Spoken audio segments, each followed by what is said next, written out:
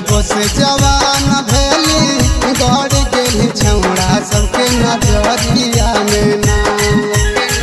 जब से जवान भेली गड़ गेली छौड़ा सबके नजरिया में ना।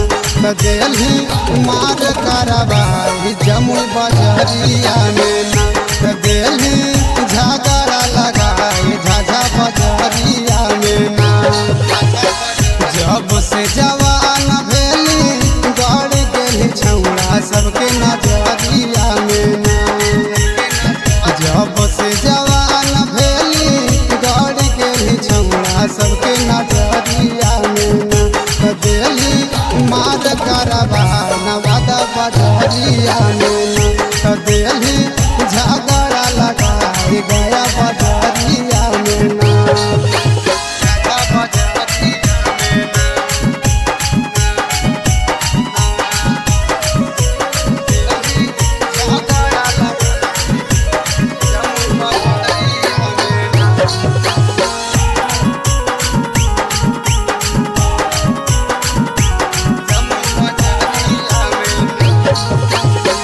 के संडिलिया छौड़ी घुरो हिएरी दार के करा बनई छौड़ी अपन जोड़ीदार के हे गे।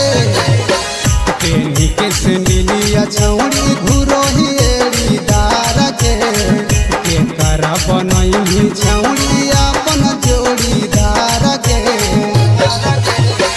जब से जवान भेली गड़ गेली छौड़ा सबके नजरिया में ना। जब से जवान भेली गड़ गेली छौड़ा सबके नजरिया में ना।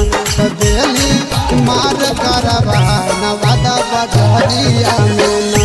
तो दिल्ली झगड़ा लगाई गया बजरिया में ना।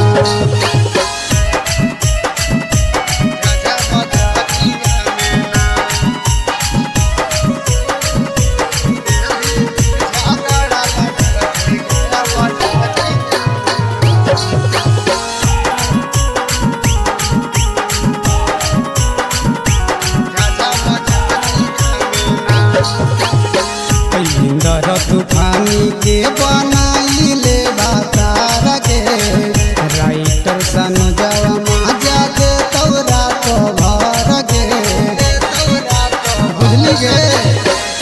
इंदर तूफानी के बनाई ले भातार के राइटर सनोजवा माजा के तौला गातार के। सब सुख पैनी छौड़ी रतिया के सुतला से जरिया में ना। सब सुख पैनी छौड़ी रतिया के सुतला से जरिया में ना। तो दिल्ली मार करवाई जमुई बजरिया में ना।